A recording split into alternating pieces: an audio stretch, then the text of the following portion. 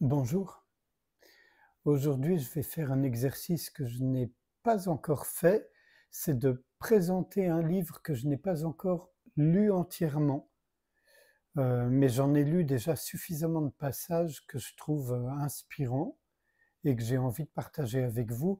Et quand je l'aurai entièrement lu, dans quelque temps en tout cas, j'en lirai probablement d'autres passages.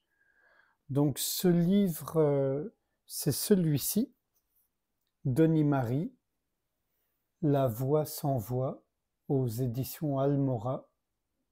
Il paraîtra le 17 avril, ça dans 8 jours. Dans le chapitre Autolibération spontanée, tout ce que nous pensons ne change en rien la nature de notre esprit, avec majuscule à esprit. C'est comme dessiner sur l'eau.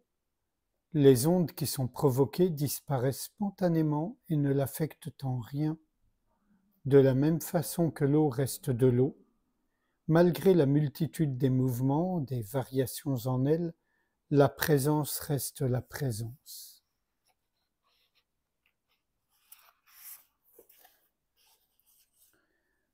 Dans le chapitre intitulé La clé qui libère l'esprit confus, dans cette vie, il y a une clé oubliée et cachée qui, seule, suffit pour éclairer les êtres et les libérer. Cette clé pointe quelque chose en nous que nous ne voyons plus, comme une petite lueur dans la noirceur. Elle a le pouvoir de renverser toutes les ténèbres. Comme une fleur éclose sur le béton, elle témoigne de la puissance de la vie. Elle nous dit que le renouveau est à l'œuvre et qu'il arrive. Le secret que nous avons oublié repose sur la non-séparation et l'unité indivisible qui existe entre la source et nous les humains.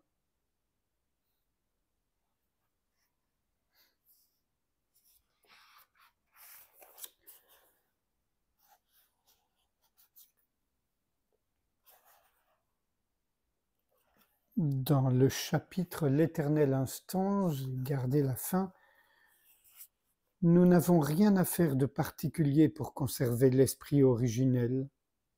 Vouloir intervenir, ce n'est pas reconnaître sa qualité d'auto-libération, c'est préférer croire en la réalité de notre illusion.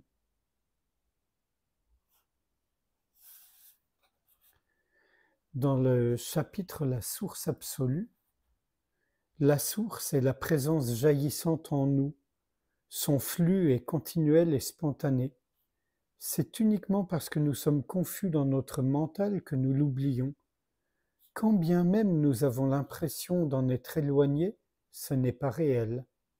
En aucune façon nous ne pouvons nous écarter de notre essence absolue.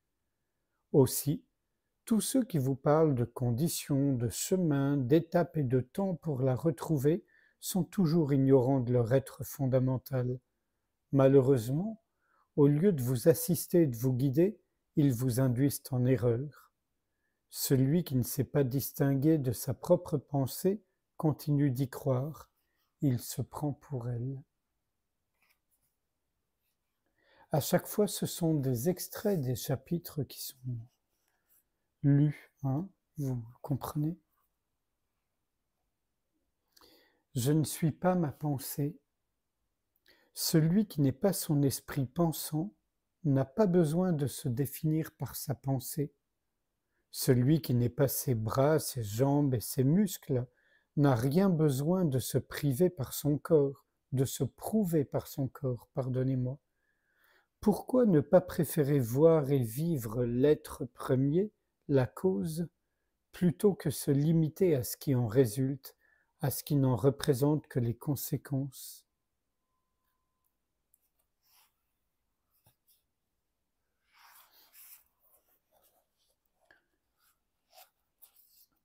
Dans le chapitre Il n'y a que la présence, pourquoi discuter encore comme si nos idées et nos paroles pouvaient changer quelque chose? Seule la présence existe et demeure. Tout le reste n'est que spéculation et théorie. Cela n'a pas plus de portée que des cailloux que l'on jette dans le ciel et qui, aussitôt, retombent au sol. la présence demeure parfaitement immuable. Si quelque chose semble lui arriver, c'est uniquement dans notre perception et nos pensées. Au regard de l'irréalité de nos projections mentales, nous pouvons nous réjouir de rester concrètement libres. En vérité, rien dans notre être ne nous a jamais affectés.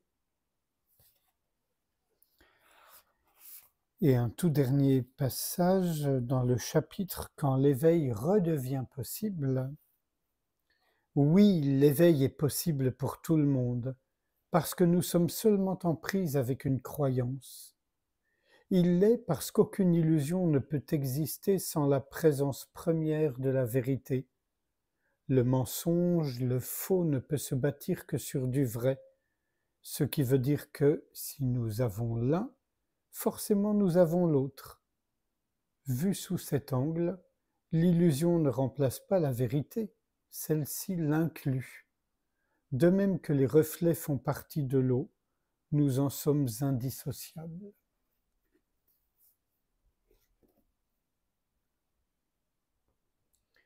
Et sans réfléchir à ce qui vient d'être lu, je vous propose qu'on passe un instant ensemble en silence, sans rien faire, sans rien chercher, juste être ouverture.